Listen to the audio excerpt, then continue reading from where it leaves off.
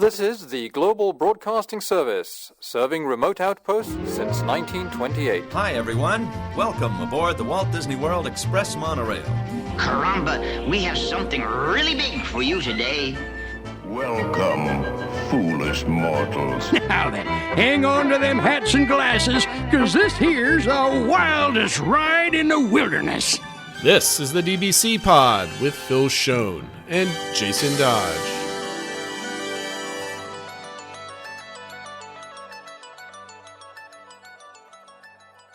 Hi, friends. Welcome to this week's pod and show for the week of February 24th, 2025.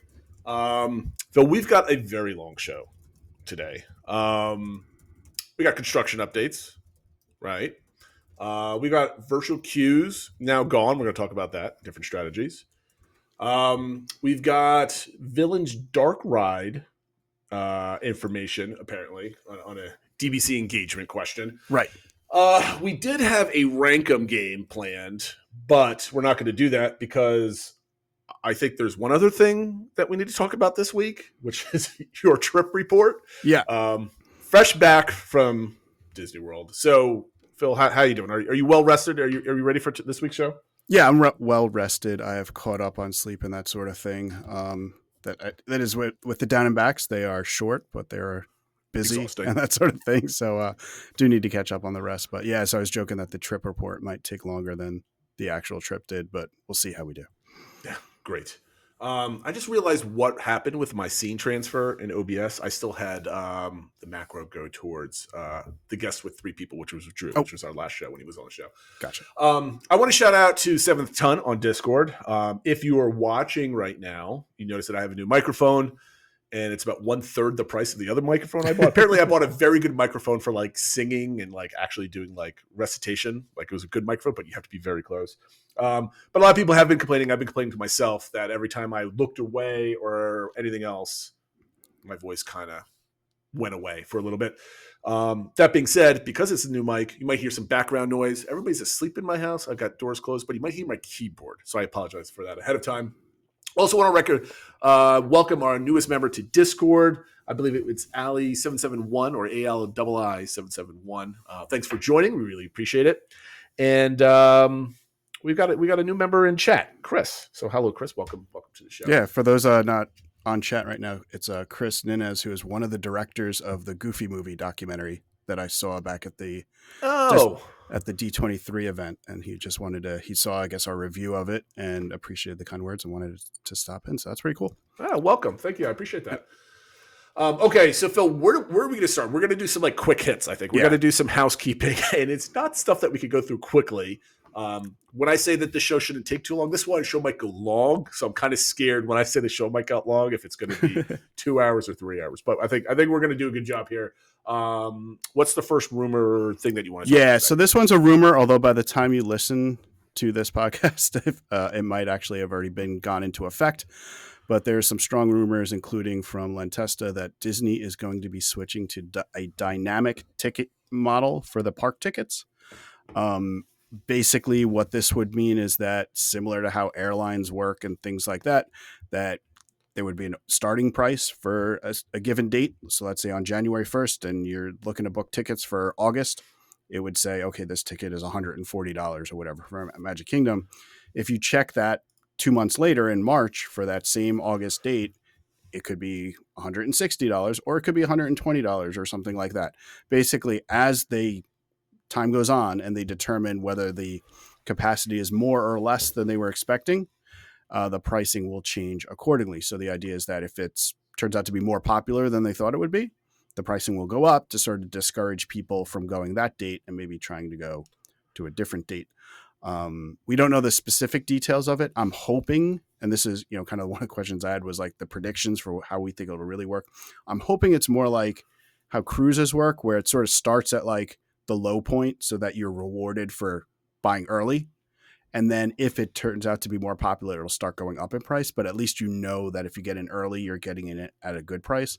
I hope it's not going to be like where you have to play games and check on Tuesdays it's cheaper, and then you have to use an incognito window so that it doesn't know you checked the price 3 times and stuff like that. Like, I don't know, it gets a little crazy with airlines. I hope it's not that much of a game. but we shall see. So we wanted to get it out there. If it goes into effect and when, we'll obviously get into a lot more details with it. But if you have a trip coming up and haven't gotten your tickets yet, you might want to be prepared to buy your tickets sooner rather than later. And as a reminder too, once they go into effect at Disney, usually places like Undercover Tourist and stuff like that have a batch of tickets like they haven't used up yet. So there's a little bit of time you can get them at kind of the old pricing. But yeah, just be prepared if you need to get tickets sooner rather than later. So yeah, I mean, that goes by the rule, buy early, buy often. The only thing that people might get hung up on, and I don't really have any other comments other than this is probably always going to happen anyway, is typically, I don't think it's going to change. It's like when you book tickets and you call up Disney and say, hey, I want to adjust my vacation to a later date. Right now, they'll do that for you, but you have to pay the difference in the tickets, right? I don't think you get money back, but like if it's more expensive, you have to pay the difference.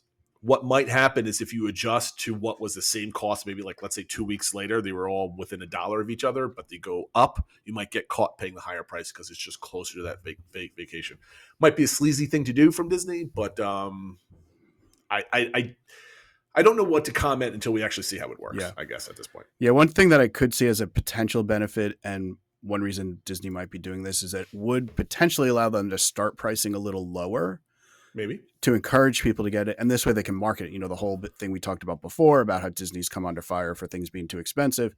This could maybe be a way for them to be like, look, we're putting it out here that if you're willing to commit early, it's actually going to be cheaper for you and more affordable. Now, if you wait till the last minute, it might be more expensive, but we'll have to see. I don't suspect the tickets get cheaper at all. But then again, you know, Disney has had cheap ticket deals. Like you went last year with cheap ticket deals. Maybe if there's like, you know, like they do like kind of like flash Florida resident ticket deals a lot during the summer that are only for a couple months long. Maybe they might do that to try to get people to have like down and back trips like you just did. I don't know. Like airlines last minute has a lot of last minute deals. Hotels have a lot of last minute deals. Maybe cruise lines Disney too. Yeah. Maybe they'll go that. I mean, maybe that could be something. Yeah. This week turned out to be less crowded than we thought. Tickets are down 20% or something just to try to get more people in there. We'll have to see. The other news item is that virtual queues at Walt Disney World are gone, at least for now, effective February 25th. So the day this podcast comes out, Tiana's Bayou Adventure and Guardians of the Galaxy Cosmic Rewind will no longer use a virtual queue. So the Lightning Lane rules are sticking by. So Tiana's is still part of Lightning Lane Multipass, and Guardians of the Galaxy Cosmic Rewind is still part of it's a single pass, Lightning Lane single pass. But instead of having to do a virtual queue at 7 a.m. or 1 p.m., you can just stand in line and for however long the wait is. And that is sort of, I think, the big question, especially for Cosmic Rewind, because it's been almost I think this coming May would have been 3 years that it was using the virtual queue system. That's a long time. So we have no idea what the demand is going to be for standby, because obviously there's a lot of people want to do re-rides because you can get different songs and stuff like that. So is that going to be, or are a lot of people going to come by and be like, yeah, I was willing to do it when it was a virtual queue, but I'm not waiting an hour and a half, 2 hours or whatever. So we'll have to see. The other big question for this, or did you have some other comments? No, I'm just going to say I wanted to go over like park strategies and how things work, but I think that's what you were going. Yeah. So the next thing is sort of strategy around this, especially for people who rope drop, because that's going to be the big thing now, is to get in line early, take advantage of early entry. So a reminder, Tiana's Bayou Adventure is in Frontierland, which is not part of early entry at Magic Kingdom. So you can't get there during early entry. What you could do, though, is because you can get into Fantasyland, is sort of line up at the second rope drop that's sort of near Haunted Mansion or by the Rapunzel bathrooms, so that you can be, when at 9 a.m. or whatever, you can be one of the first people to get into Frontierland to get online for that, but you can't actually ride it during early entry. Guardians of the Galaxy, it is confirmed to be part of early entry. The, I guess, sort of sticky wicket over at Epcot is that there are 2 entrances to the park. So if you are staying at Crescent Lake or on the Skyliner, you would come in at International Gateway, which is at the opposite end of the park from Cosmic Rewind. I have been posting around and talking to as many people as I can, like what's going to be the process. We'll have to see what it actually is. It seems like they are letting people who have early entry get closer to Cosmic Rewind if you're coming from that way. But it still feels like you're probably going to be at a slight disadvantage from people coming into the main entrance to get to Guardians of the Galaxy. And I know Len's done some studies, and they'll be doing some more for touring plans. It was basically like, it's almost always a bad idea to go halfway, all the way across the park as your first move. On the plus side, it should split up crowds, and it could make doing Remy or Frozen as your early entry rope drop even better if you're coming from International Gateway. So you have to kind of strategize a little bit depending on which entrance you'll be using. Yeah, the Remy was always brutal for early morning. Unless you're like one of the first people in for early entry, like so if early entry was 8:30, like if you got there at like 7:45, 7:30, 7:45, you were, it was basically a walk on, right? Obviously you're in the front of the line. If you got there like 10 minutes early for early entry, it was brutal. I've been on both sides of that. But because people are going to be at the front of the park, that might alleviate a lot of that stuff. So there's 2 primo rides. It's one for the family and one for the thrill seekers in the front. So I think that kind of balances things out. And not only that, you probably have a better chance of getting to Test Track and Frozen also, because that's kind of almost in the middle between like the front entry and the rear entry also. So it's going to be interesting to see once Test Track goes live later this year, how that works out with the crowds. I think Test Track might draw more people than Guardians of the Galaxy. If you ask, to be a new version of it. Yeah. So, I mean, that's a good point with Test Track. I mean, obviously we're at least a few months away from that. That's opening this summer or late summer. But once that happens, Epcot goes from having sort of 2 rope drop candidates to 4. Yeah. 4 really now, right? Cosmic Rewind. Oh, Frozen, right. Yep. Yeah. So that makes it a much more interesting park. Really should spread the crowds. I see. I don't think Frozen is going to be high of a target because Guardians of the Galaxy is always going to be the prime draw, right? Because in order to skip the line or get a short line for that, you have to pay for it at that point, right? So I think that's going to draw a lot of people. Test Track's going to be brand new, so it's going to draw a lot of people. And Remy is going to draw people because it's the most popular like family ride that's usually selling out the quickest. I think Frozen is going to be the one that's left out because it's an older attraction, right? It's a remade attraction, and I don't know. I just think Remy's is more popular than Frozen when it comes to like. It's also just closer to the entrance, and people like getting breakfast there and stuff like that. So yeah. No, I'm with you. So it's going to be interesting to see what that park flow is. What Disney really needs to do is take the Imagination Pavilion and put something really great in there, so it balances out the park because everything is basically kind of on the east side, and then like kind of where France is on towards the bottom there. So we'll see. I'm looking forward to seeing what Len has to say about it. Yeah, for sure. A number of Universal quick hits. I know we don't spend usually as much time on Universal, but a lot of news came out the past week or so. Real quick, and we'll kind of just touch on things. If you want to make a comment about something, Jason, let me know. The next phase of Epic Universe ticket sales were announced. Still no single day for non-pass holders, so I will still be waiting for the next thing. What's the phase? So they added just more options for Florida residents. They added something where if you have the military tickets, you can add on an Epic Day and things like so. Just other kind of combinations, but it's still like unless you're in one of these groups, it's still just you have to buy the multi-ticket. I would love to buy a single ticket for my trip in July, and I want to do the same for August, but we're waiting. What do we wait? Yeah. There was also a Universal firework testing over at Epic Universe, and from what I saw, it looked pretty impressive. Also comments where it seemed like most of the fireworks were going off behind the Helios Hotel, but it did look like some was coming from inside the park. So it could be a cool view if you're in Helios, maybe to kind of be around it, surrounded by the fireworks or something like that. I mean, I saw the fireworks briefly. I mean, like it was like a normal fireworks show, but it seems kind of lame when it's just kind of a hotel is like the the backdrop to it. But I imagine they have to have projections going on. I assume there's going to be projections. Right? I think they're also supposed to be having like fountain effects with the water in front of it and stuff like that. Yeah. So we'll have to see, but it's definitely getting close. I don't have the notes in here, but the BioReconstruct had a lot of footage going, and it looked like there's a report of like what testing of the different lands is going on and kind of the order of things. And it hasn't fully been turned over to park ops yet. So it's kind of the worker team members on it. They're still wearing hard hats and stuff. Right. But I guess there were some issues with Dark Universe, but they're working on those. Other ones seem to be kind of going as expected. So it's definitely coming along, and we will be, we're only a couple months out. I think it's 80 something days from the park opening. Speaking of Universal Parks, they've also given some more information about the Universal Kids Resort, which will be opening up in Frisco, Texas in 2026. They announced the different IP that's going to be included in there. I don't know if any of this gets your kids excited or anything like that. I was just going to ask that question when I saw this list. Yeah. So the list is Shrek, Puss in Boots, SpongeBob, Minions, Jurassic World, Trolls, and Gabby's Dollhouse. I asked my 10-year-old, the first one she jumped out at was Jurassic World. There's like a cartoon Jurassic World that's been on. My kids watch that a lot. So that was the one that kind of they jumped to, although my youngest is kind of a thrill seeker. I think she'd rather ride Velocicoaster than go to this kids park. Sure. But I guess we'll have to see.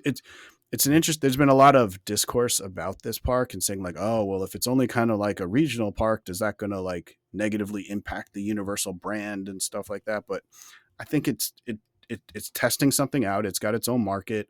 I don't think they're expecting people really to be traveling to it like you do to Orlando and stuff. But it's good to know. I mean, I'm really interested to see how it works out, how this regional park concept could work out, and if other companies could follow it. Well, I mean, we'll see. I mean, the only thing that really strikes my mind here is I'm looking like out of the corner of my eye at it is Minions, because my kids love Minions. Shrek, Puss in Boots, SpongeBob. Don't really know those. SpongeBob, my kids know only because of silly memes that they see on like kids' YouTube type of thing.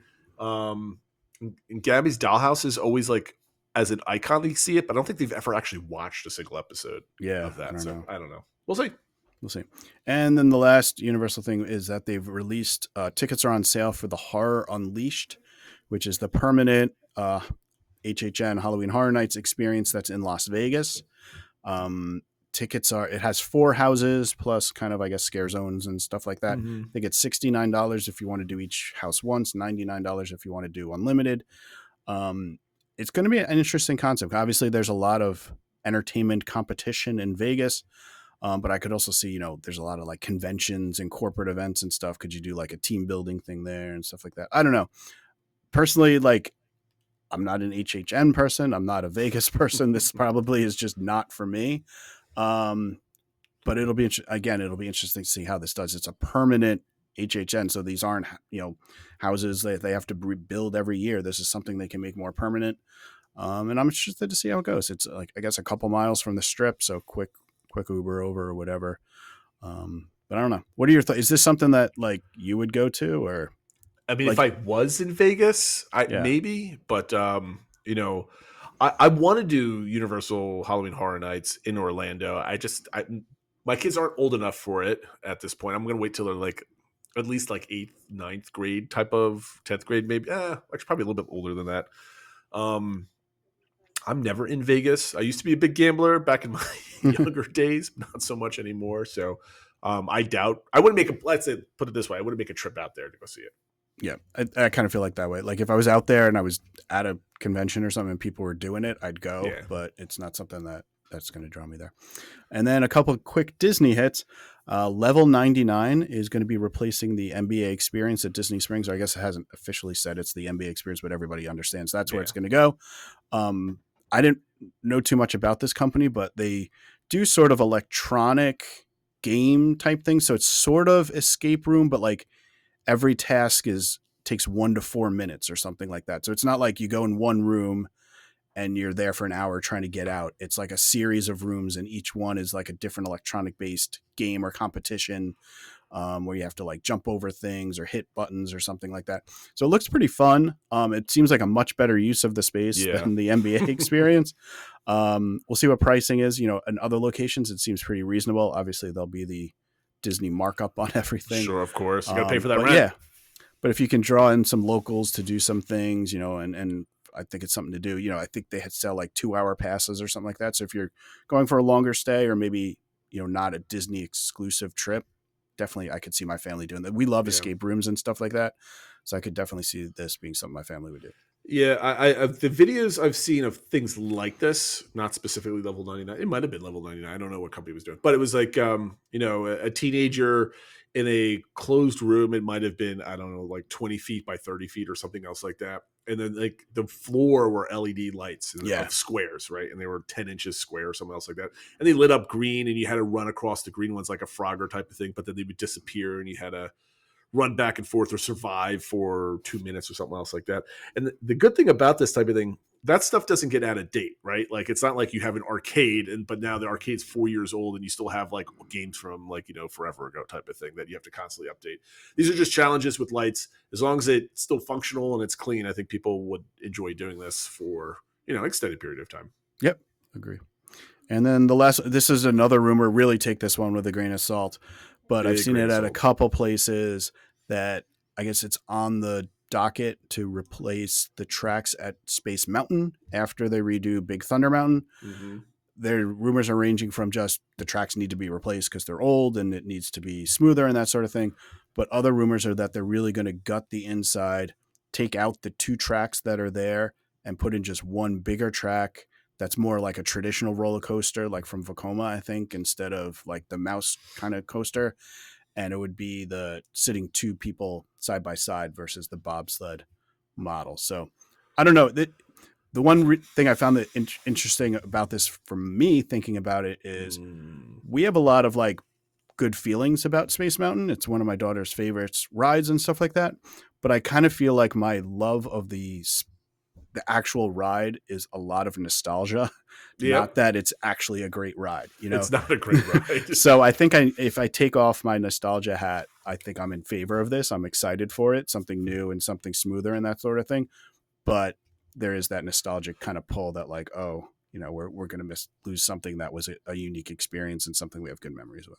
I don't think they're going to redo like the whole attraction, right? I think if they do a redo of they're going to have to redo this soon because that track is so darn old, right? Yeah. I think the only thing that changes is the inside of the ride itself, right? I think they keep the queue. I think they keep the vibes of the sound. Yeah, everything is not that they're going to like like what they're doing in Tokyo where they totally demolish the building and rebuilding it. They're not doing that. It would the outside would stay. It would just be kind of the inside would get gutted. No, I mean I'm here for a better track. Like I do not like this attraction because I think my head's going to get cut off. We've talked about that all the time, and it's not a comfortable ride. So I think a smoother ride and an updated experience I think is good for everybody. And I suspect the reason why this rumor is for me is kind of strong. Not that I know anything. I just saw one place with this rumor. It's the the west side of the park with Frontierland just is getting all this new stuff, and then we always talk about the second half of the 10 years of investment into Walt Disney World. And that second half is going to probably have something for every one of the parks at this point. And Epcot just got all this stuff done. So they're going to get this. But Magic Kingdom, where do you think they're going to put more investment? It's going to be in Tomorrowland. It's been in a sorry state for over a decade at this point. You've got, Monsters Inc. Laugh 4 that's outdated is probably going to go.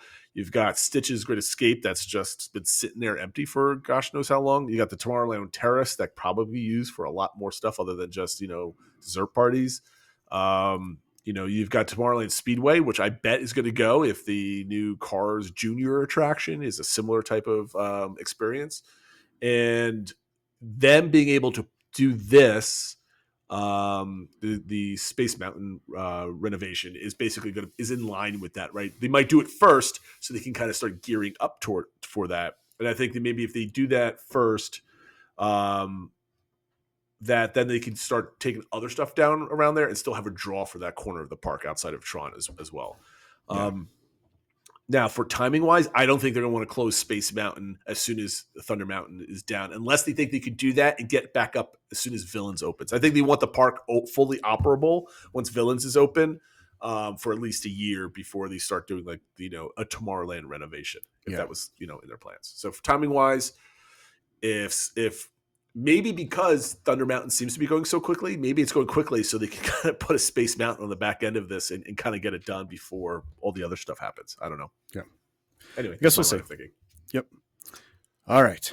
So we're ready to start the trip report. Yeah. Is this part 1 of 5 or can we get this all done? So I'm hoping to get through it relatively quick and talking more about sort of strategy and what worked, what didn't, how things compared to expectations and stuff like that, kind of go through highlights. I am doing a detailed trip report on the Discord server in that forum if you want to follow along, where I'll get into more of the numbers and things like that that are maybe a little bit easier to read. I guess, kind of keep this more maybe qualitative and that more quantitative. But yeah, as a reminder for my trip report, it was my entire family and we went down, flew down on Tuesday, February 18th and back on Thursday, February 20th. So we're just down for 2 nights.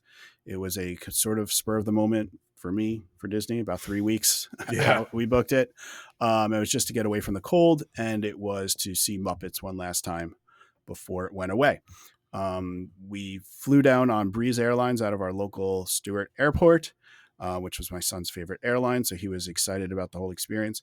Do you think we could get them to sponsor our show? I know, really, at this point.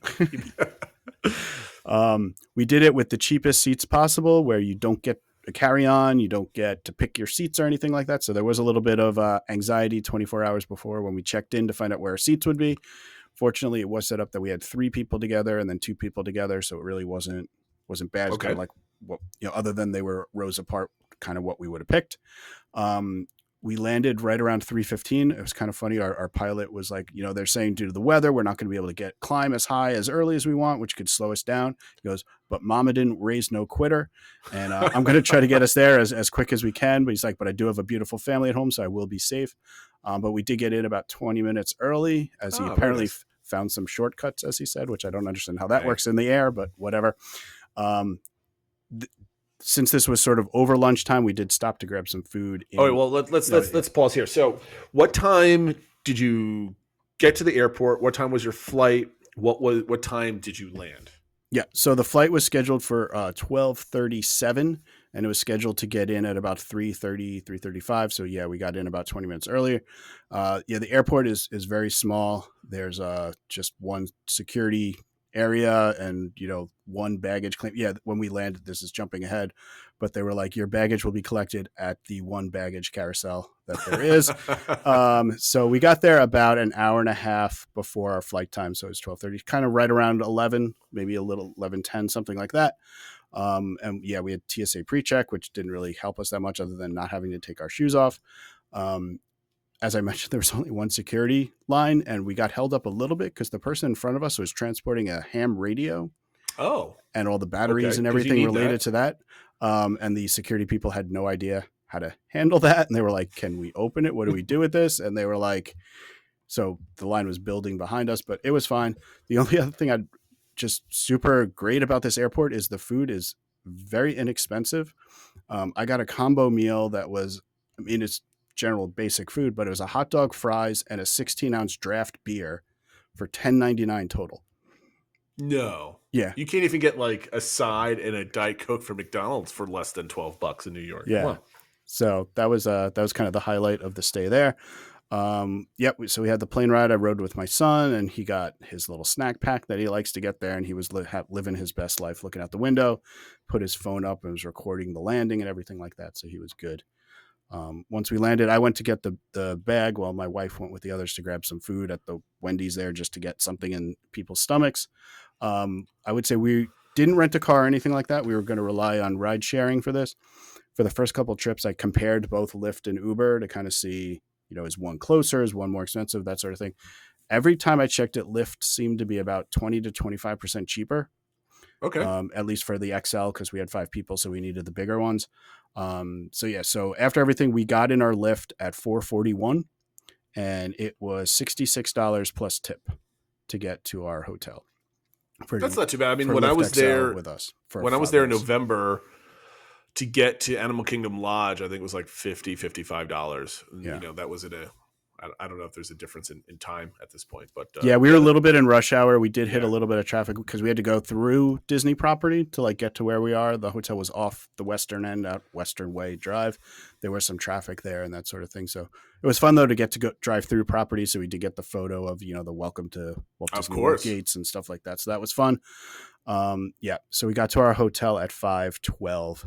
And kind of got checked in and settled in. One thing that was fun was this is, I think I mentioned before, we're staying at a Spring Hill Suites that's seated, fit 6 people in the room, came with the included breakfast and that sort of thing. It's right off Disney property. So they do have some Disney like decorations and stuff. Obviously not a Disney hotel. But one thing that was neat, the elevator we got in, the whole inside of the elevator was wrapped like you were in Smuggler's Run. Mm. So it kind of looked like you were inside the Millennium Falcon as you were in the elevator itself. In the actual elevator itself, cool. The whole all 3 sides of it were wrapped like you were in the cockpit of the Millennium Falcon. So I thought that was kind of neat. That's a nice touch. Yep. So we got settled. We didn't even really unpack. I was like, "Do we want to unpack?" I was like, "Let's just keep everything in the suitcase because it's only 2 nights." Yep. A couple of us changed into shorts and that sort of thing. Even though it wasn't super hot for Florida weather, it still felt a lot better than New York. And I was like, "I'm putting on shorts, dang it." So then we had plans to go over to the Polynesian. We got another lift to head back at 6. All right. So what Yep. time are we leaving the hotel to get to the Polynesian? Yeah, so we got in a lift at 6:28.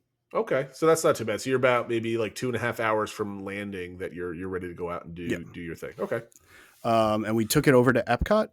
That lift cost $17, and we got to Epcot at 6:42, and we got our photo in front of the ball and that sort of thing, and got to hear some of the Epcot music. One of the shows was going on, Spaceship Earth and that sort of thing. You've been revitalized at this point, yeah, a little right? bit. Now it's like getting the Disney feels for real. We got on one of the monorails at 6:55, switched at the TTC to get to the resort line, and we're at the Poly at 7:14.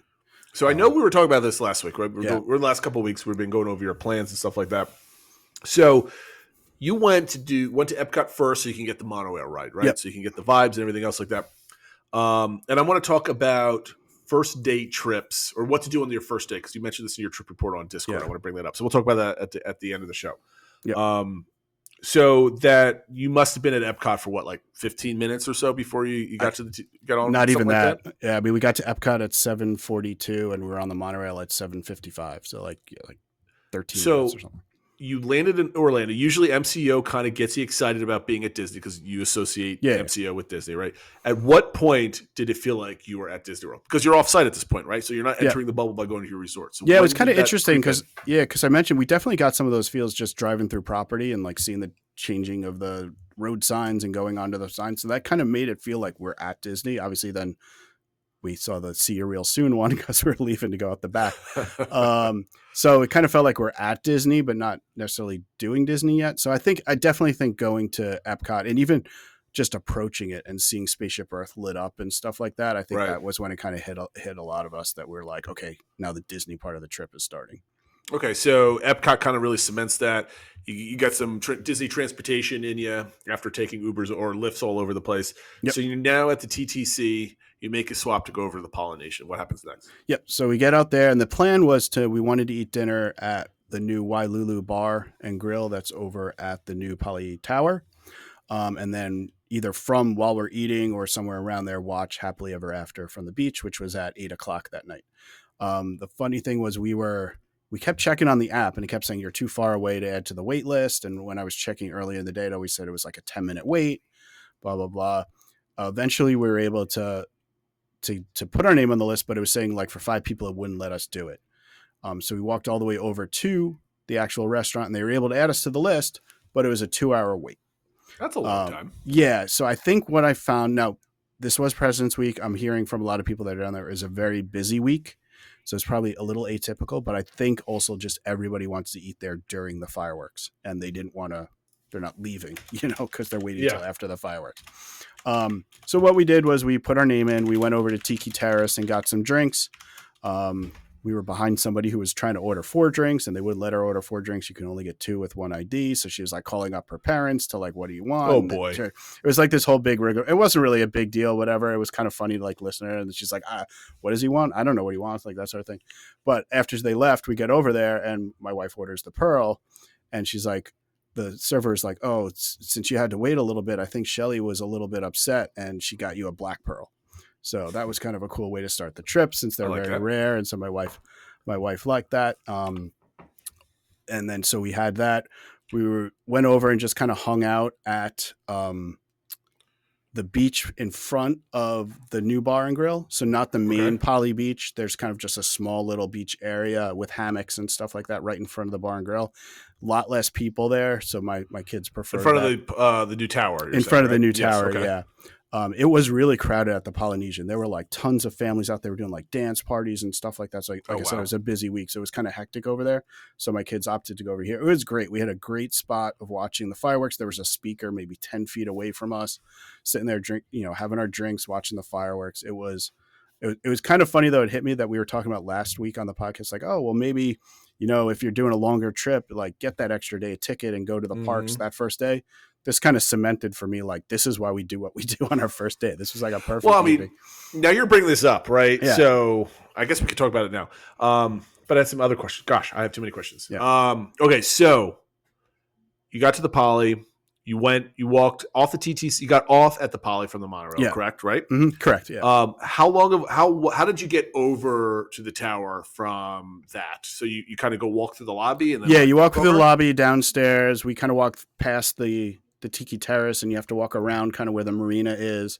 Oh, and so you then went around that way? Yeah. Okay. Yeah, and then then the tower's like kind of like right there. It's actually not Right. that far of a walk. I didn't know how far it would be. I mean, it takes a little bit to get there, but it's not so. So yeah, so we like I said, we got to the monorail. Got there at 7:14. We checked in right at Wailulu at 7:21. So it was a 7-minute walk from off the monorail to the restaurant.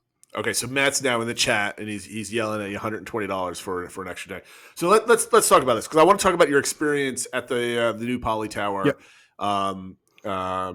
Apparently the abbreviation for on the DVC sites is PIT, P-I-T. It's the Polynesian Island Tower. That's what Okay. they're calling it. All right. I saw it for the first time today. I'm like, what is PIT? And it clicked, right? Okay, so your first day seems like an amazing day. Like you're the type of person you don't get up early in the day Yeah. to your first day to flight. You like a midday flight. A lot of people like early. I like the early morning flights, but everybody's different. So you get there, and instead of like dropping everything and racing into the parks and just start sprinting for all that stuff, you like to ease into your vacation. Yeah. I am of this opinion as well. I don't like dropping and going, even though I want to say 2 years, December of 22, when we went down, we got there a day early and then stayed in offsite before we went to Caribbean Beach. And the Caribbean Beach, we dropped everything off and went to the Magic Kingdom at that point. So we did do that. But no, I love this as a first day. I'm thinking about see if I can fit this into, our trip on our first day. Because our first day, we're going to do the same thing, get there a day early, stay off site, come in, and then take advantage of the water parks. Yep. And then maybe do it like an evening, maybe do water parks until like 3-4 o'clock or something, and then go over to the Polynesian. I like this idea. But what do you like of just kind of easing in? I want to see if I know what your opinion is, but I want to talk about because maybe it's more refined now. Like, so what do you feel? What do you like about that low key kind of ease into the vacation type of thing? I think it's less stressful, and it kind of just like I'm an not anxious traveler, but I get anxious about logistics. Like I almost like I put in my head every like way things could go wrong getting there. So once I get there, I don't want to then also be like, oh, then we got to race off and what are we going to do and that sort of thing. So it's like it's just easier for me to kind of ease into the day. So that's why we tend to do it. And also just, we have historically have done shorter trips, so we don't want to spend that much money for another day. I get if we're doing a longer trip, it's not that much more to do that. So you could probably do something similar to what we did where you'd say, okay, not that big of a deal. We go to one of the parks and just don't really have plans, take it easy, kind of the same type of thing. But some way to ease into the trip. I don't want to get up early, get down there and just go, because I feel like by day 3 of our trip, we're completely like spent and everyone's cranky and stuff like that. So I would say if we're doing a longer trip, I definitely want a night like this in our trip. It usually works out for us to be like arrival day. If we're doing a longer trip and we wanted to get like into the parks on the first day, midweek, I would want to do a day like this. Oh, I mean, you definitely need to do this. Yeah. And shout out to Matt, Diz Happenings every day at 6 o'clock in the morning. New episode is dropped. Did not listen to his today. I got a lot of travel in the next 2 days, so I'm catching up tomorrow. Sorry, Matt. I didn't listen today. What I like about the first day, because I'm an anxious traveler too. I'll call it anxious anxiety, right? Because I'm constantly thinking about, okay, we need to get to this place. We need to move here. We need to go here. We need to go. There's a lot of things that I can't control. Traffic, Uber's being late, bags missing, all this other stuff. And then once everything is set, I like to take a break, right? Yeah. And to be like, okay, I'm ready to go. And I don't like the hustle bustle of hopping into the parks. Now, my upcoming trip, we're doing 9 nights, 10 days. It's ridiculous. This could probably be the longest Disney vacation that we ever take. So I don't ever say we can afford 2 weeks or anything longer than that, right? However, I still got tickets for every day that we're there except for our travel days, right? Free entry into the water parks helps quite a bit on that. That's true. But even if that wasn't the case, I miss. I talked about this ad nauseum about the last trip in a year and a half ago in December. As we got there, it was cold. It was like 50 degrees. It was raining. My wife was, just recovering from, pneumonia, and she's like, "I'm not going out there in the chill." And me and the kids went out for dinner, and it was just like it was kind of got ruined a little bit. I mean, it's the weather. You can't really help the weather. So I kind of missed out on that like opening day kind of like ease into it. Like you get a little bit of the music, you get a little bit of flavor on there. I could say though, I would almost potentially think about getting an extra ticket for that day, even if it's two things: go in at like 8 or 9 o'clock or 7, 8 o'clock and just kind of do dinner in a park and go. Like if you're like on the Skyline and like hop into Epcot and grab some food type of thing and just quote unquote waste that ticket. Yeah. But the second thing would be like, can I have discipline and not be like, okay, we got a ticket. We might as well just go in there and go on 2 rides. Okay. Exactly. Now it's 4, right? Exactly.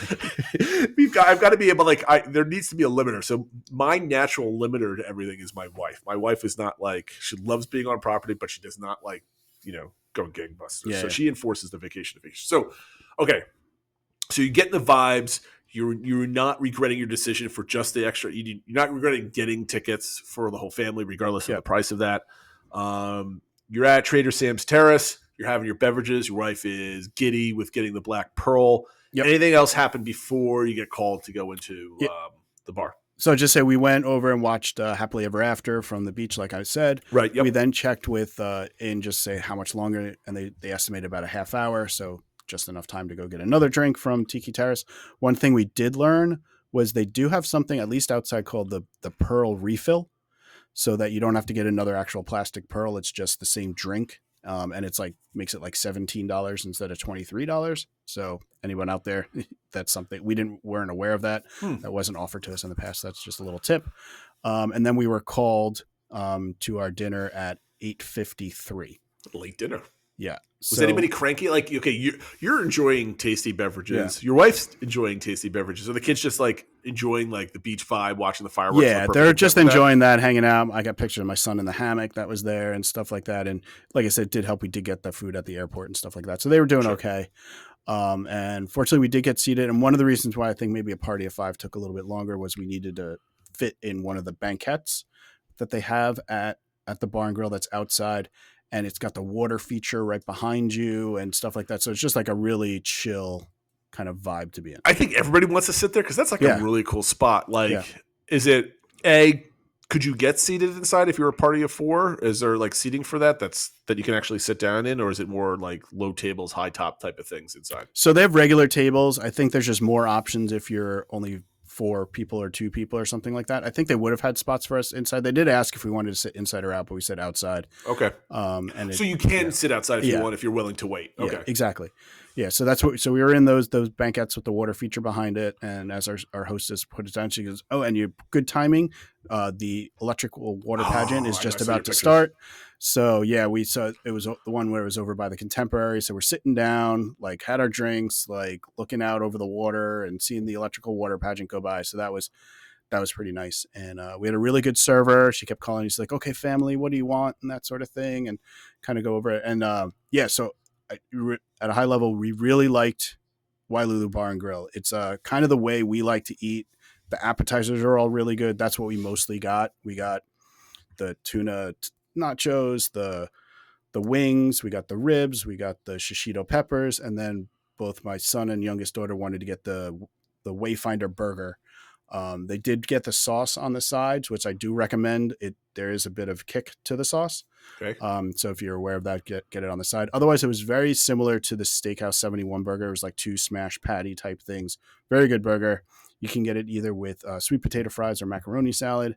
We got one of each. Both were good. How was the macaroni salad?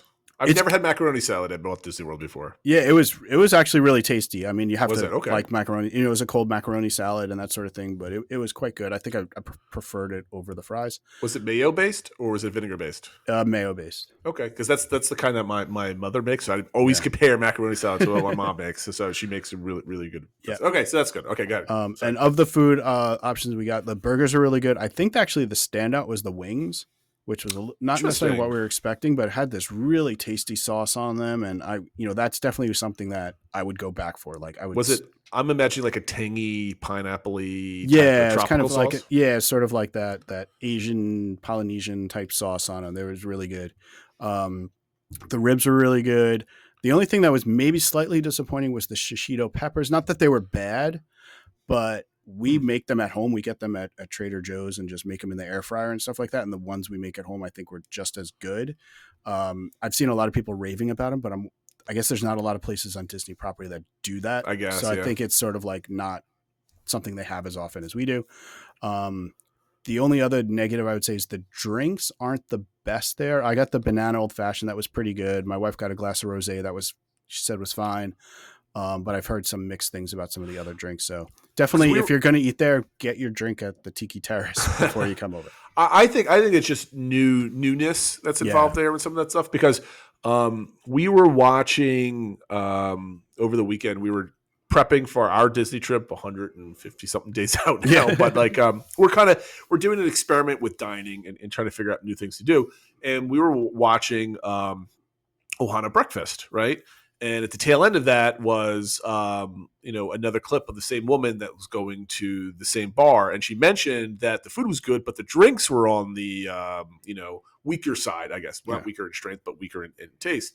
I want to give her a shout out to her. She's got a really great YouTube channel. We just started watching her. It's Right Down Main Street, WRIGHT. She does a fantastic job, and new favorite with the family. We watch a lot of her dining reviews. She's the only one that's doing some of these dining reviews that are actually been done, post COVID.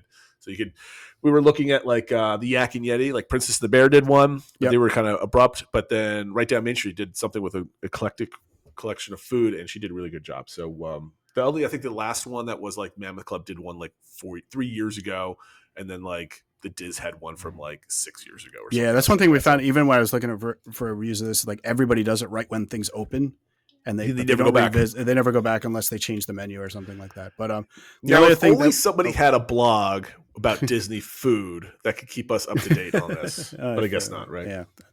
And then we did get one each of the 3 desserts, so that was one reason we didn't over order. They have like this brownie sundae type thing with coffee flavors and stuff like that, and banana Fosters. They have a creme brulee with berries, and then they have like a Dole Whip sundae with macerated berries and some other stuff on it too. All 3 were very good. If we had to pick one, it's probably the creme brulee. Really? But all 3 were really good, and I think the way we did it was perfect. Like if you go with a family, like obviously you can't do it if you're by yourself, but if you have like 4, 5, 6 people, just get one of each and let everybody try everything, and they were all really good. So overall, we had a great meal there. Definitely would go back. Definitely highlight it. If you're not doing it on your arrival day, if you have a down day, or even if you just want to take a break from Magic Kingdom, they don't do reservations, so you can just come over, add your name to the walk-up list, and just have a way better meal than you can get in Magic Kingdom. I guess if you're going within the next 3 months or so, make sure you get there a little bit early to expect a wait, especially if you want to sit. Yeah, especially if you want to go during firework time. I think that was probably part of the problem. Otherwise, I haven't heard people having issues getting. Okay. I also want to make fun of Matt, or not make fun of him, but call him out, because every time he mentions vacation on his show, he assumes that we mean like we're staying at the pool for 8 hours a day in the in the resort, which is not. Again, vacation is finding relaxing things where you don't have to over plan for your time, right? It's a mental vacation, and not worrying about lightning lanes and food and logistics as we do, right? So yep. I think that's a great evening.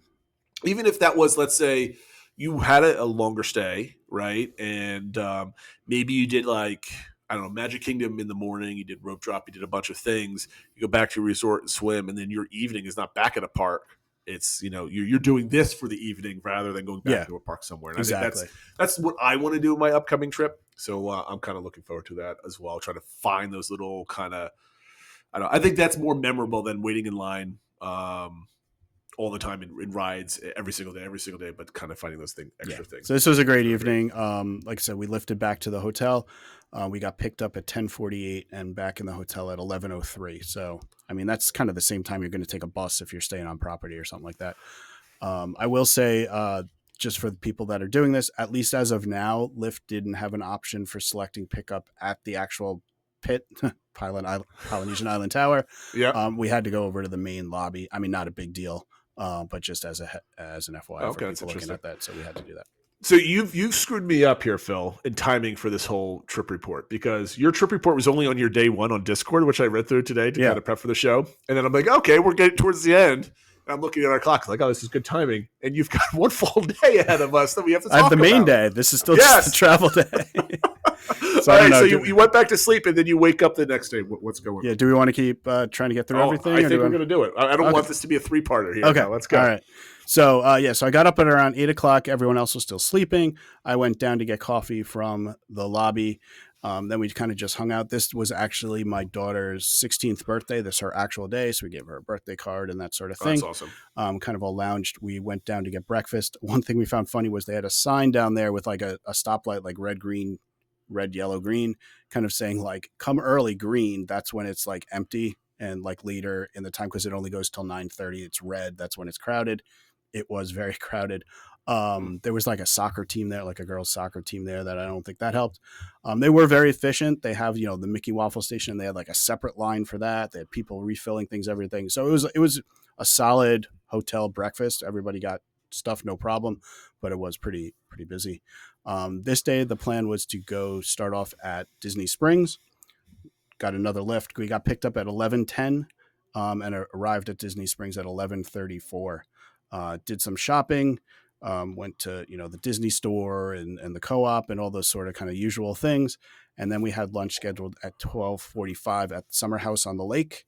This was going to be like my daughter's birthday lunch originally. So no T-Rex, right? So we didn't do T-Rex. We showed her some video reviews and stuff, and she could just hear how loud it was and that sort of thing. So she was fairly easy to talk her out of it. She does like Summer House, and this is definitely becoming a family favorite. It's another place where it's the type of food we like. It's another place you can get a bunch of appetizers and share, and it just kind of feels like good food, and everybody liked something there. So my wife and I split like 2 different things. I think we got the grilled I forget what it was, but it was a couple different things that we split. I got one of the special salads. My youngest daughter got one of the specials, which was like a vodka pizza that everyone agreed was the best thing at the table. Okay. So that was really good. Another great. We decided not to get dessert there. We figure we can get food elsewhere. But otherwise, we each got wife and I got a drink or two. And actually, my wife got a drink. I decided not to have anything there because I knew there'd be stuff coming later in the day. So Summer House on the Lake is turning into another family favorite. Went around, did some more shopping. I got a shirt and a couple other people did things. We like checking out some of the art stores and looking at the different art. My son got a kick because it was an actual art gallery. He's used to looking at like, here's a poster or a print, but this was like fine art. And he's like, oh my God, look how expensive this is. I'm like, yes, it's the original artwork that somebody did. Like, yes, this is unreplicated. Like he didn't like understand that concept. So that was kind of funny. Then we did our plan. We took, we were like, okay, time to leave. So we're going to get on a bus and go over to Caribbean Beach because we were going to stop and have some more food at Banana Cabana before going on to Hollywood Studios. On the way to the bus, it started to rain. That was definitely one concern I had for the day. There was rain prediction in there. Wasn't too bad, but of course the buses we had to get to were like around the thing, and that took a little bit of walk. So we definitely got a little bit of wet. We noticed there was a bus waiting for the Riviera, so we decided to hop on that one rather than waiting for the Caribbean Beach proper. And that worked out well. Got out. It was actually stopped raining by the time we got to the Riviera. So then we're like, oh, we'll just walk around and get to the main part of the Caribbean Beach. Of course, halfway there, it started raining again. Of course. But it is what it is. And at least it's, raining in Florida is better than the snow in New York. Silver lining. That's good. So we went to Banana Cabana and got the wings that we love there. Although I have to say, after having the wings at Wailulu Bar, they're better than the ones at... Yeah, so that was but I did enjoy my Banana Cabana drink there better than the... How many places can you get wings on Disney property? I don't know. We're trying to hit all of them, apparently. Now, I think this is going to be like your new TikTok channel, right? You just go around rating Disney wings around the world. Wings of the world, yeah. Yeah, there you go. So then we still had a little bit of time to kill, and it was like kind of rainy and a little chilly for Florida and stuff. So we hung out just in the Caribbean Beach lobby just to kind of dry off and chill out and that sort of thing. Mm-hmm. I did check out the store, and that's where I got this new shirt for those of you watching, which is a Caribbean Beach. So jealous of this. This is like Hawaiian my shirt with the sky. I don't think I'm allowed to own it because you're the one that has like the massive shirt game. Like I think my thing is just going to be hoodies because I have so many of them, and I'm going to start collecting more Spirit jerseys. I think that's my thing. There you go. But we'll see. Whatever. So then we did leave. I wanted to leave a little extra time just to make sure, because I was like, oh, is the Skyliner going to shut down because of the rain and that sort of thing? Worked out fine. We left Caribbean Beach at about 6:10. Got on the Skyliner, went through. I have to say, I had the backpack. I knew I had like water bottles and sunglass cases and stuff like that. I'm like, I know it's going to get set off the security. It did at Disney Springs, whatever. I've never had a more thorough security screening like in my life. While they were dealing with me, the other security stations did, like, I think my wife counted 5 people. I don't know what it was about me. They were very friendly. They were chatting me up. They were having a great sunglass time. case by any chance? I had multiple sunglass cases. I knew that's what it was that was setting it off. But I knew it was multiple things. I'm like, and we had ponchos on and stuff like that. I'm like, I'm not getting everything out to try to get through. I figured that gets my wife all the time because she wears like her Cinderella like Loungefly backpack when we're on property. She has like a hard sunglass case that she puts it on, and she's got the first time we go to the park. Every time we go down there, she gets caught by security, and by like lunchtime that day, she knows to hold it up and walk through and everything else like that. So, but they took every single thing out of my bag, literally. Then they wanded me like 4 times, and like I'm like, okay, guys, like I think I'm fine. But anyway, so we got through.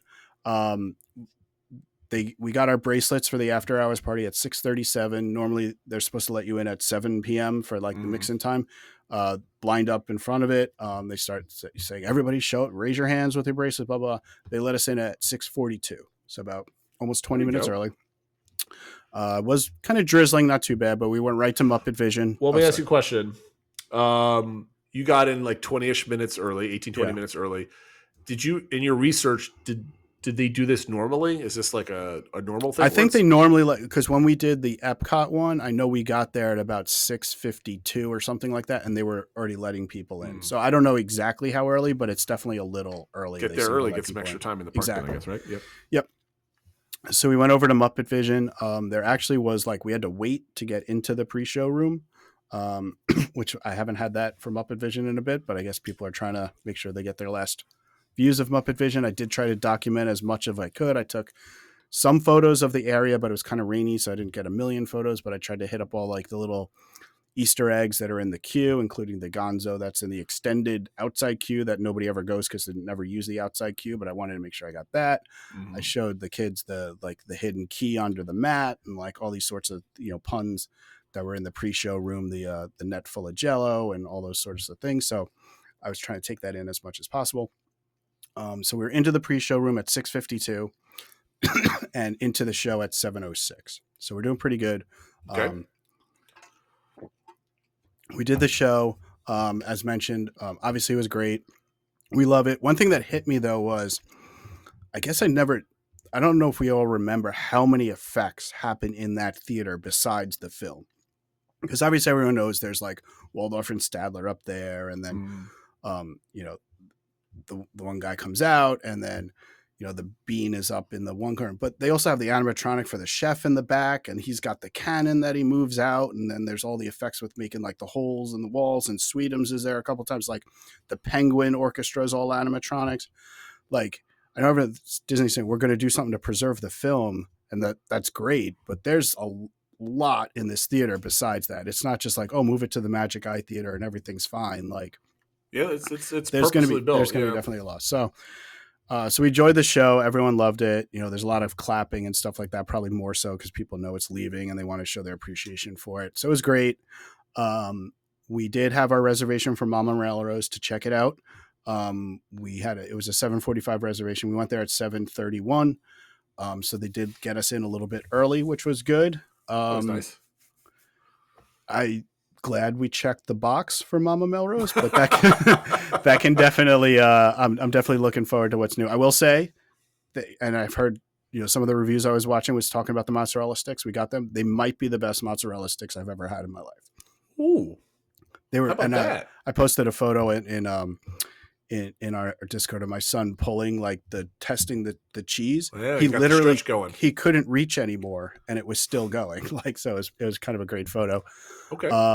But yeah, I'm looking forward to something new there, but like I said, glad we checked the box.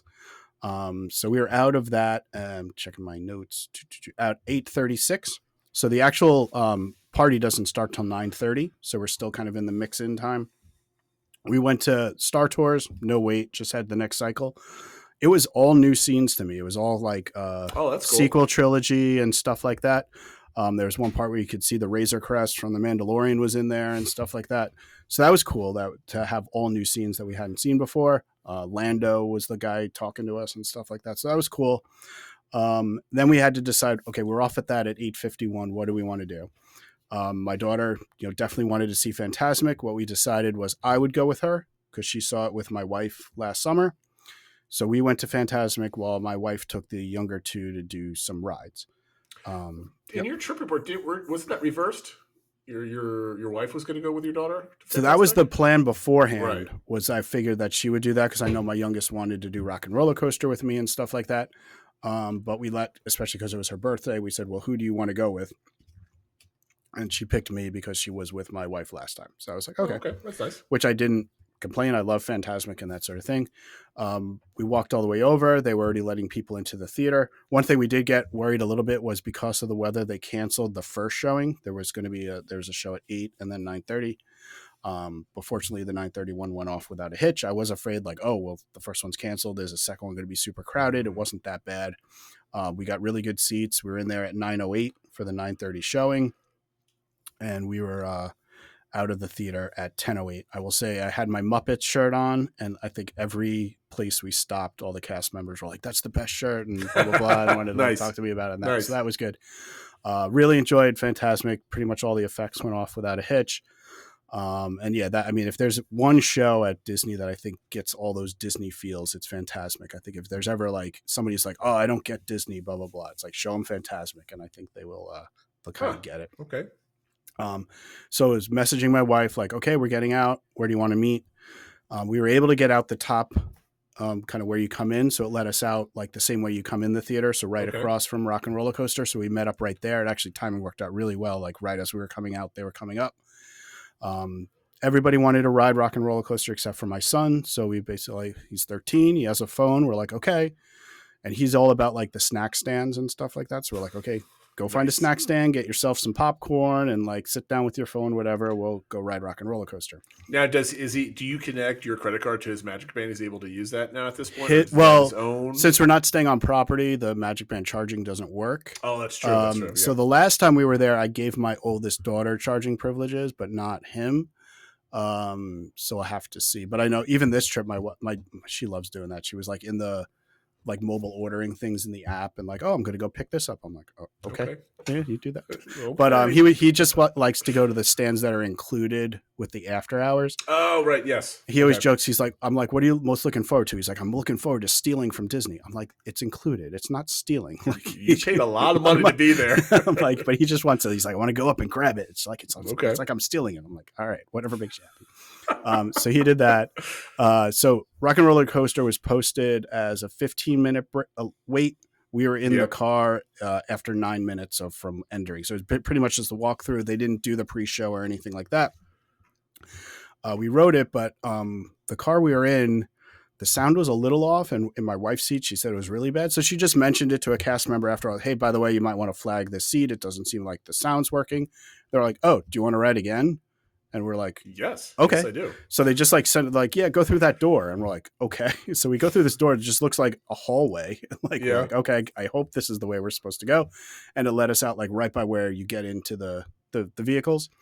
Is that like the scaredy cat like exit? Like if you don't want to go on and you're like right there? It might be, yeah. Door? So maybe we went the back way through the scaredy cat entrance. And then they were like, oh, do you care like where you sit? Like, do you want to sit up front? We're like, sure, we'll take the first row.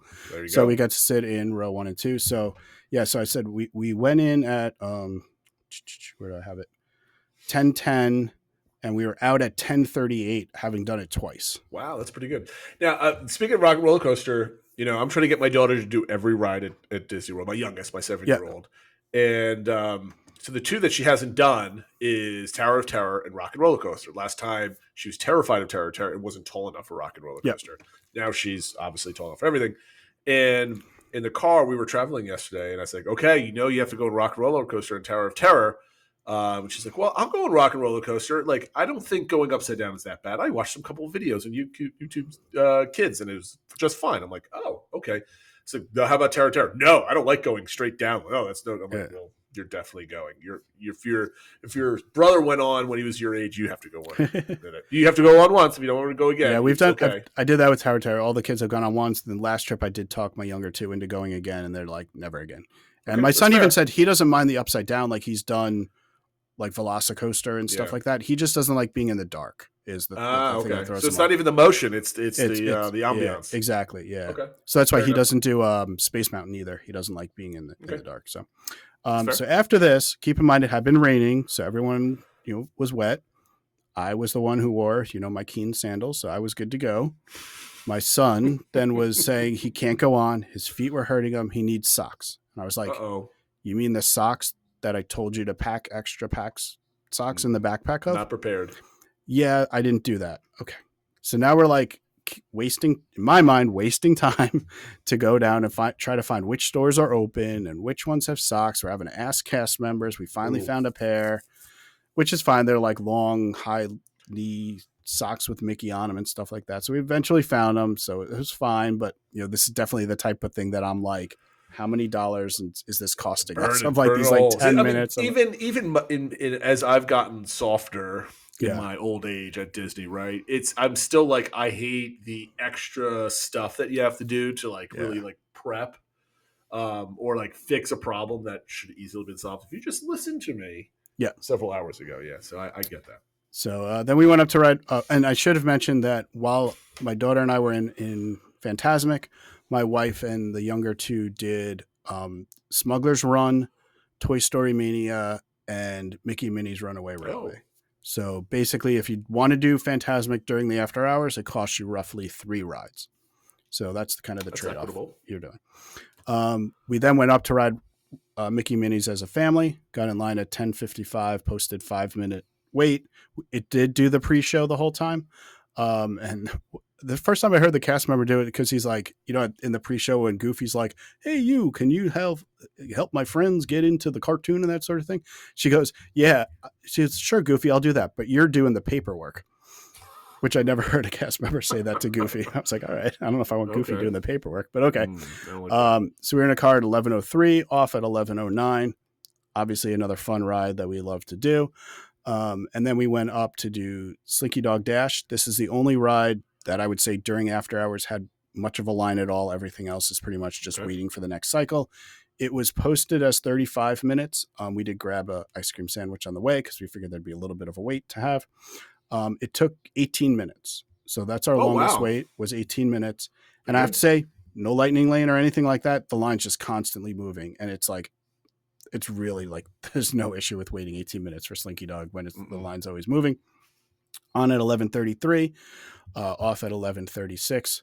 Another stop for ice cream as we went into Galaxy's Edge. We did Rise of the Resistance. It was posted as a 15-minute wait, but it was basically like we just had to wait for the next pre-show room to be free.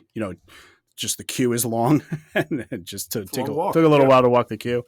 It brought back memories of like the first couple times we were riding it, and you're in those caves for like hours waiting for everything. Yeah. And now we're just like walking through it, no problem.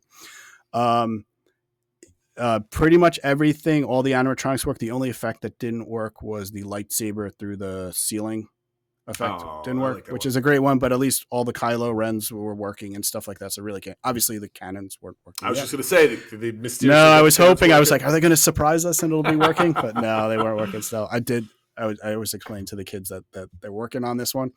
And then we went up to do Smuggler's Run as a family. And we did better this time. We got 2 things of coaxium and that sort of thing. Okay. And the Hondo animatronic was working and everything like that. So it was a good trip. Did explain to the kids that they are preparing a new mission for this. So I think they're excited for that one. It is a funny one though, because I know everyone hates being engineers.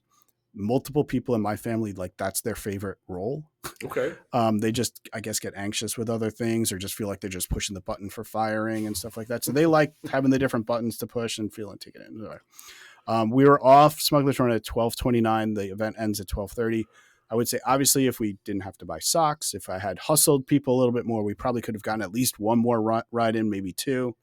But in the end of the day, for including like when we got there, including Muppet Vision, I got in 8 rides plus Fantasmic plus Mama Melrose. So, and the longest wait was 18 minutes. So, And what was the per person price for the ticket?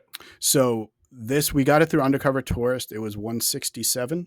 Okay. A single day park, if we wanted to just go to the day, because it was a more higher crowded time, was $185.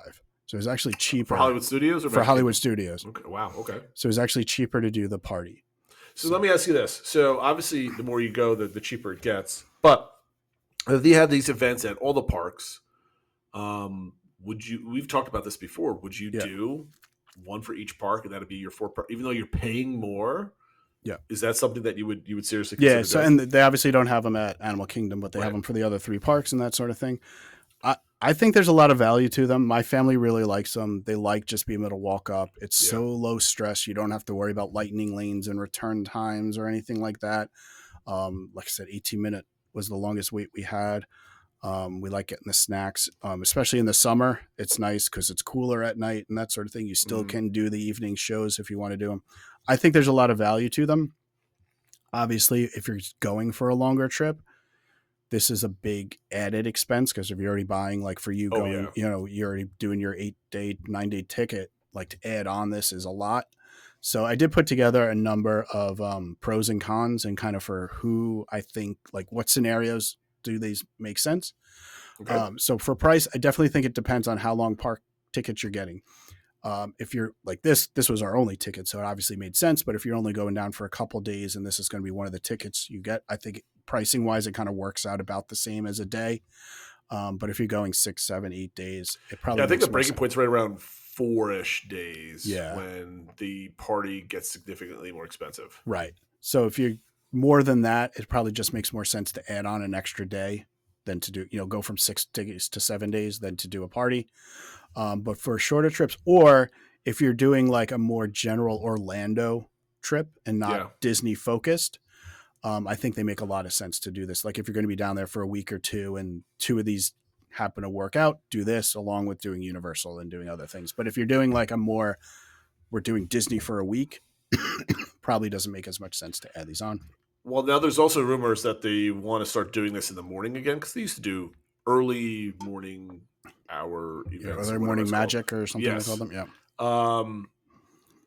Assuming that your family could get up early enough for it, would you want to do something that's maybe half the cost of the tickets because it's only like 2 hours before opening? Yeah, with those though, you have to have a regular day ticket as well. It's just kind of giving you extra time in the morning, and then you get. Well, I mean, let's just say they have like a ticket event in the morning where you that's can go. Just for the morning. Yeah.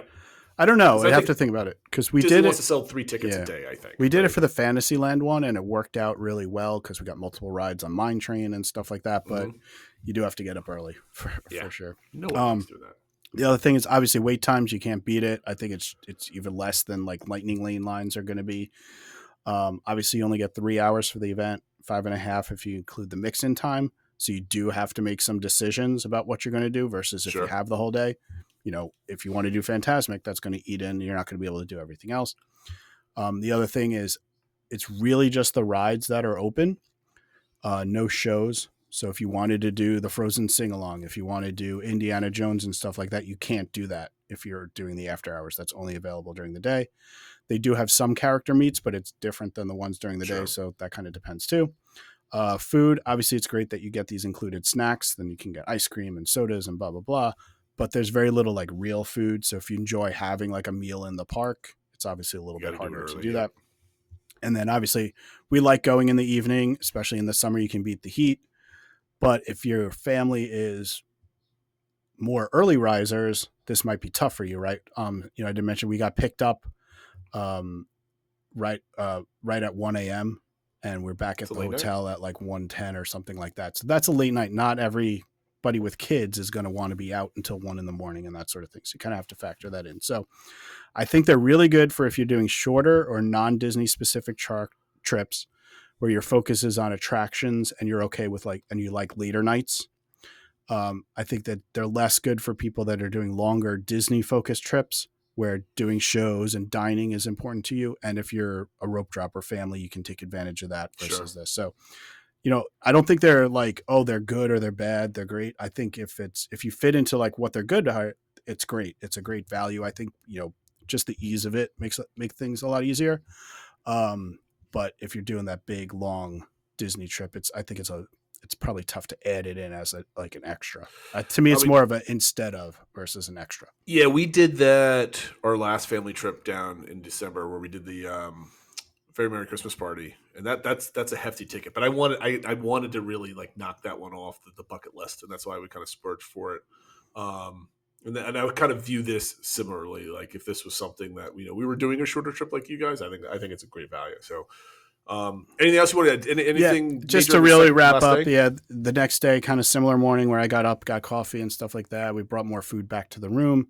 I did go swimming with my youngest for about maybe 45 minutes or something like that. It was pretty chilly. We were the only people there, but the hot tub felt pretty nice. We went over to MCO we got picked up by Lyft at 12:07, at MCO at 12:46. One little thing, we wanted to get food before we kind of got through security or before we got on the plane. We found this place called McCoy's, which is actually in the Hyatt Hotel that's in the airport. Okay. And it was really good. And it was like pretty chill, no problem getting a table for us. It looks out over the runway so you can see planes going by. Had a good drink list. Same thing. We got a lot of appetizers and stuff like that. And it was fairly reasonably priced. So if you're looking for like not fast food, like you want to kind of sit down and have something, I definitely recommend McCoy's over in the Hyatt Hotel.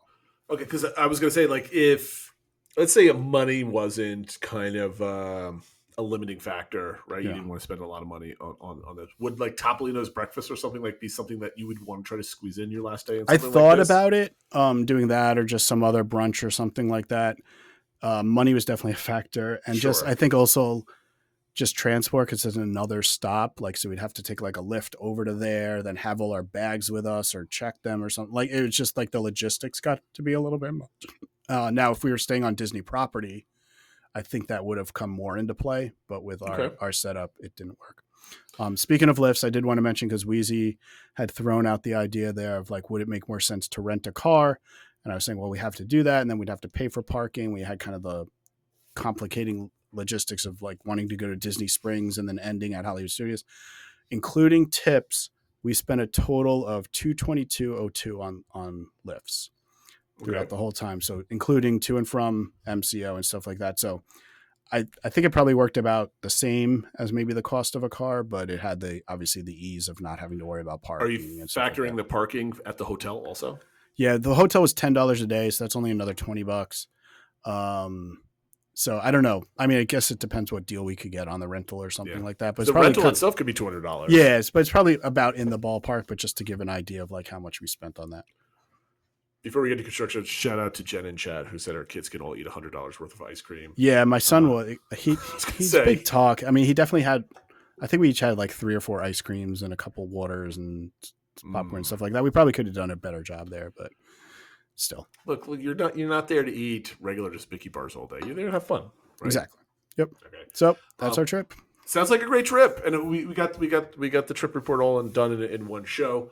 I really want to get to construction updates, Phil, because I think if we fall behind and push this off, it's just things are going to topple in on this other. So I'll try to do this quick, even though we're at about coming up on an hour and a half. The major announcement this week was that the Villains Land permit or Cars Land permit was approved by the Water Management District down there in Orlando. And this essentially allows Disney to start bulldozing land. This is where the laydown yards, 3 laydown yards. This is draining the water from Rivers of America, grading it. This is also doing all of the other water management areas even farther west of the laydown lands, and kind of making sure all the water is displaced properly. This is the primary thing to happen before construction can begin. So now there's nothing holding Disney back for getting the bulldozers in. A couple other updates that were happening at that time, where I'm going to scroll down to my notes here. Magic Kingdom, they started adding more trailers in the Imagineering offices down there that are for this construction stuff. So now they're ready to go. That's the STOL, short takeoff and landing airfield. Yep. So that's going on. And a couple weeks ago, we were talking about that construction bid that went out there for 14 acres of land. And I put stuff out on social media. You were kind of talking about it, where you're kind of drawing like the whole Rivers of America and then kind of like the area behind Haunted Mansion. Yeah. Actually, the 14 hours land was called out in the this permit, and it's basically all the water, little bit of the land that surrounds it, and a little bit of like a hook of the river going like behind Big Thunder Mountain. Yeah. Right. That's exactly 14 acres. There's an area to like the northeast of the river, still inside the berm, that has a separate area. So if it kind of goes back there, the land itself could be up to like, I think it's like 20-ish acres or so. Oh wow, quite large. That's two different lands essentially, or two different Toy Story lands almost. Give or take a couple acres. So I wanted to point that out. I haven't posted WDW Magic, the forums from last week. If you want to really dig it out, ask me on social media or Discord. I'll link it. I linked it in Discord actually also. So I thought that was kind of worth like talking about. And then another thing I discovered digging into the permits, which anybody could have done months ago when these were first put up for approvals, was that so there's 3 laydown yards. There's one that's basically directly up against the train tracks northwest of the rivers. There's a triangular one just behind that, and then there's a big long one that kind of goes behind all of like Jungle Cruise and everything else like that. The 2 upper ones are actually, you're going to bulldoze all the vegetation and fill it in with sand and gravel, right? So that's going to be actual that. The other one is going to be bulldozed, but vegetation is going to stay on the ground. So like that's like grass, weeds, whatever. So we're going to take down the trees. So I thought that was interesting. I don't know what that means, but there's a clear delineation between what these are going to be used for. And mostly what it's probably going to show off is that as the monorail goes by, it's still going to be green. It's not going to be just like a dirt pit, or the ones behind it that are farther away are going to be the dirt pits. So I guess maybe that might have something to do with it as well. So that I thought that was rather interesting. I can't wait for things to start working. So other updates in Magic Kingdom. There's a lot of interesting things that are just kind of being fixed. And I think this is what we were expecting during the 50th. Yeah, you pointed this out that and I remember that now, that they said they were going to have like 50 improvements or 50 things done to various attractions at Walt Disney World. And a lot of these seem like things that could have been part of that 50, but they're only getting to them now. Yeah. So there's a Pepper's Ghost effect and an Earth projection in the queue in Space Mountain. This was noticed actually early in February, but I just kind of found out somebody posting that just recently. Buzz Lightyear Space Ranger Spin. Buzz Lightyear has new digital projectors installed. We knew about that last year, but it just kind of happened like overnight. The animatronic dog Nipper in Space Mountain is moving again, so I thought that was pretty cool. The ice skaters working again in Small World, so I thought that was really interesting too, kind of cool. And Magic Kingdom in general, you got the Scrimzer back at the plaza and the train station out in the front. Haunted Mansion, there's a permit for work at the Haunted Mansion. No one knows what exactly that's for, but they're going to do something yet again at the Haunted Mansion. Yeah, it's never ending. There's rumors it might be to change over to the Bride that they have at Disneyland, but we'll find out. Yep. So we don't really know anything. At Animal Kingdom, the Mickey Minnie's meet and greet is going down for a couple days, so they're kind of tweaking things out there. In Tropical America, the Dinorama demo the Fossil Fun games. I cannot say that quickly at all. More demo, Triceratops Spin. I think there's a little bit more demo for the queue area. I think the queue area is down, and about half of the ride vehicles have been removed. You can almost you can see clearly through it now with your camera. No updates at Epcot. The only thing at Hollywood Studios is Woody's Lunchbox. There's more shade structures have gone up, and they're actually putting in the shade covering sections. thing. Yeah. I don't know how long this is going to take. This is probably the longest one. It's really ridiculous how long this one is taken for something that should have been there from the start, but it'll be nice when it's done. It looks nice. It looks nice. So those are the construction updates. I mean, I could have spent maybe a whole 30 minutes at least on this villains permitting stuff. I find it very interesting, but it's kind of redundant because we've talked about it already. I think what we need to be looking out for is the laydown yards start being bulldozed, Big Thunder Mountain being accelerated, because I think they might want to get all the track in there so they can move that crane out of the way if they're going to bring other heavy equipment through there. I don't know if that interferes or not. That's just like, what's the reason why this is going so much faster than we thought it was going to be, right? So I'm kind of piece those things together. So yeah, that's a lot of construction. I think as they kind of ramp up, there might not be much out there other than Animal Kingdom updates where we start talking about this got torn down, this got torn down.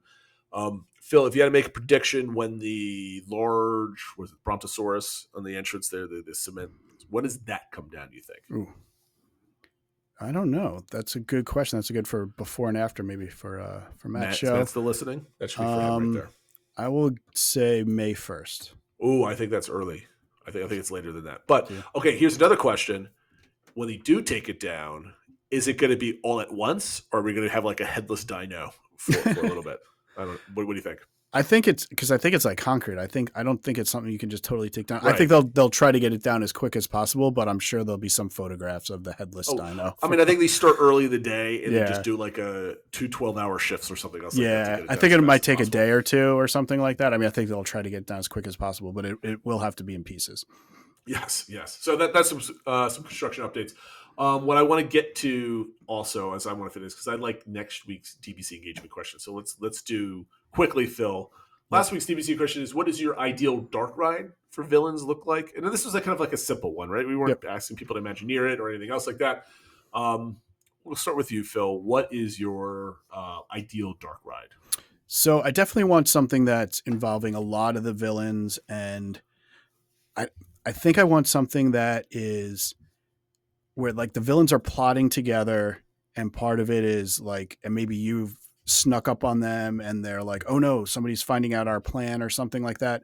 And each of the villains is trying to like deal with you and catch you and that sort of thing. But they're each sort of competing against each other. So obviously they mess up when somebody tries to do something, and it kind of takes you through the different worlds of those villains or something like that somehow to make it like, so it's not just set in the castle, like Maleficent's castle or something like that. It actually kind of like, so there's different scenery and stuff like that. I don't know, somehow to make it so that I think you just described Remy's, because he just chases you through different parts of the restaurant, right? Something like that, but like different like villain scenes and that sort of thing. And like somehow normally with these rides, it's like something goes wrong. In this case, I think it's just that the villains are like sort of competing against each other and like, you're doing it wrong, idiot. Like, let me show you how it's done. And like that kind of like, they kind of mess each other up. That's one thing I'd like to do. The other thing, which I just thought I'd mention, it's not for the dark ride, but people are saying, is the train going to go through Villains Land? Ooh. And one thing that I think would be neat would be if they have a scene that you can only see from the train. That's sort of like the villains, like headquarters or something like that. You can see a lot of like Easter eggs on the wall of like how they're trying to hatch out their plans and stuff like that, but you can only see it from the train. So I think that'd kind of be like, it'd go along with the dark ride, but it would be like a little extra Easter egg that you can only get from riding the train. So my idea is, I'm kind of like all over the place. I definitely don't want a book report ride of like just the story of one particular. Yeah, I don't think that fits in this land. Like it's not for a particular villain or a particular hero, right? No, but the one way which would be interesting, and this would be very different. I don't even know if they could pull this off or if it's possible, but it would be interesting if they could have enough decent projector technology, right? Because there was a permit or a patent that just came out where they project in front of the vehicle in front of you to kind of camouflage it. I have no idea if it's for this project or it's just like we have now a patent on it, no one can use it, type of thing. Do you think it would be possible for them with advanced projector technology to that every time you go through the ride, it's a different story? Oh, right. So I'm thinking like you take Star Tours, right? You have a new routine every single time. But take that technology with a trackless ride vehicle and projector technology that as you go through this building, like one day it is a story of just, Gaston, right? Maybe you're going through him fighting the beast or something else like that. It's a book report. And then the next time you ride through, you're watching Peter Pan and Captain Hook fight type of thing, or pick your villain, that sort of thing. And then it changes. That'd be very difficult because you just don't want just screens, right? You just don't want to be like flat, whatever. So I don't know if that's possible to pull off and be like unique. I wouldn't put it past Disney to figure out how to do that. That might be interesting, but that's one thought process. That's kind of dreaming right there. In reality, I don't know if I would want to go in and have the villains chase you and you like directly interact with them. I'd like to be an observer and just watch a story being told and being like surrounded by it, but not being the focus of the story. So it might be the villains are plotting to do a thing and then they do a thing and then maybe they win or the heroes win or something else like that. But you're watching it as it goes through. I think there's plenty of rides. We are the main focus, like Remy or Rise or Falcon or any of the newer ones. But I kind of like the idea of being like just a passive observer of a story, kind of like Pirates or something else like that. I mean, those typically work. It's been a while since we had an attraction kind of like that. So that would be my idea. Some of the folks inside the community, TL Madden had he wasn't sure, but maybe some great movie ride where some villains land. There's a hero's journey behind the scenes, but essentially it's kind of, you're seeing another point of view of some of the villain stories that we already know. So like kind of like the movie that they have over in the French Pavilion. I forget the name of it, but it's like the Beauty and the Beast one, but it's Yeah. like from Lumiere's point of view or something. Yeah, exactly. So Mom of Six had a very long post. Maybe we could talk about this as a segment later on. But it was pretty cool. So for the attraction stuff, it says, assuming it's a dark ride, it needs to be a little bit more family friendly, not so much spooky. Again, she's picturing something like Remy's, where you're scuttling through the forest, so you're kind of interacting it and running it through. Lighthearted moments. But again, I think, there's a happy ending. I don't know if you could have a happy ending in a villain's land at this point. I think it has to be like you narrowly escape in the villains, if we're going to do something like that. I don't think you can get out of that ride feeling like you've won and then just enter villains. Yeah, that's what, that's kind of what I was trying to get at with it, where it's more the villains competing and that's why you're able to escape. But it definitely shouldn't be like at the end you've defeated the villains or anything like that. It's just like you said, you're able to get away. And Mom of Six also had a bonus question for us, Phil. It says, do you think any of the heroes will appear in the villain's ride or or in the land at all? See, I don't think so. I think the idea is this is just the villains. Yeah. Because I don't think. See, what I'm worried about is the tame down. Is that a phrase? Make the land more tame, where they're like the heroes are the focus. Because anytime we add in the heroes, they become the focus of the story, right? And or if they are there, they're a foil for the villains, and it makes the villains weaker, right? Yeah. Because that's what heroes do. So I think the villains' land needs to be spookier or menacing. Maybe not scary, but menacing, right? You got to feel the weight of the villains. Maybe they could do some like Easter egg type things. Like I'm trying to think of like who's a hero that's a little more on the sneaky side, like maybe Flynn Rider or something like that. Like there's evidence that he snuck in to try to figure out what they're doing or something like that. Like just little Easter egg things. But I think it's going to be it shouldn't really be like the heroes are really present in it. Weezy didn't have any good ideas other than he doesn't want ride based on one villain and really loved TL Mannon's idea. So he just gave him extra gold stars. Our friend Top Server, who was on the show not too long ago, wanted to see lots of villains, and they want to make it funny, like Wreck-It Ralph princess scene. He wants Darth Vader. He wants Thanos. He wants with Hades and hanging out with Hades and Maleficent. I'd like that idea, but I don't like that idea for this dark ride, right? I think that might be cool if they do like a villain show at some point or something else like that. I would love to see it in a movie. That'd be kind of cool. I really like that scene in Wreck-It Ralph, but I don't think that'd be. I think that's too lighthearted for this show, where it's more of a comedy than like kind of making you worried. But that's it. We want to appreciate everybody for participating in this week's DVC engagement. Yeah, I did have that question though. It's just like larger. Do you think the Villains Land will include things like Star Wars and Marvel and stuff like that, or is it just going to be like classic Disney villains? I think it's Disney Animation Studios only at this point. Yeah. I can't picture any Pixar villains. I think they're going to save a lot of that for Hollywood Studios type of attractions, because I am almost feeling that they're going to have Incredibles over at Hollywood Studios at some point. They're going to have Monsters Inc. over there. They have Star Wars. They have Toy Story. But there's no place for classic Disney villains. So I think that's going to be kind of the focus on that. I agree. All right, so next week's DVC engagement question is from TL Mann. He had a great idea. It says, when was your golden age for visiting Disney? Best bang for your buck, your best time for what your kids were into. There's a lot of different ways you can label golden age, right? I don't particularly have a golden age other than as a parent. So that's going to be my answer, is talking about when was the sweet spot for my kids and our Disney or our adult Disney fandom, which is now we're at almost 11 years at this point. In a couple of weeks, our podcast is almost 5 years old at this point, Phil, too. Phil, we're going to have a show about that. But I think, what is your golden age? So when you think about Disney, what was like the best time to go, whether it was as a child or then you had a second golden age as a parent or a grandparent or as a solo traveler, or just you have a significant other that you go with and you're able to kind of do it the way you wanted to do it because now you can afford it on your own, that sort of thing. It could be for any of those things. But I always like hearing about like the best times for people, right? It's like we all get to dive into your nostalgia pool and have a little taste of it also, because we're all nostalgia lovers on as Disney fans. So I'm looking forward to seeing that. All right, Phil, before we get out of here and end this very long broadcast, did I forget anything that's worth mentioning?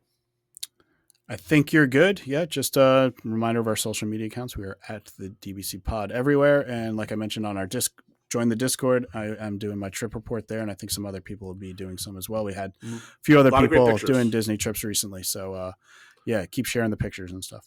There's a lot of cruise action going on in Discord. That's never been the case before. So our friend Mike, who's been on the podcast, just came back, and then I know a few other people. Herdomaniac always is planning cruises, and some other people are planning some cruise. And so more, I guess, info about the Disney Treasure came out, or another review or something. So there definitely was some activity in the cruise channel for sure. Yep. So anyway, thank you for watching, listening. Make sure you like and subscribe to all that fun stuff. Scroll down a little bit, leave a comment if you could. We always appreciate you watching, listening, and we'll see you next time. Take care, everyone.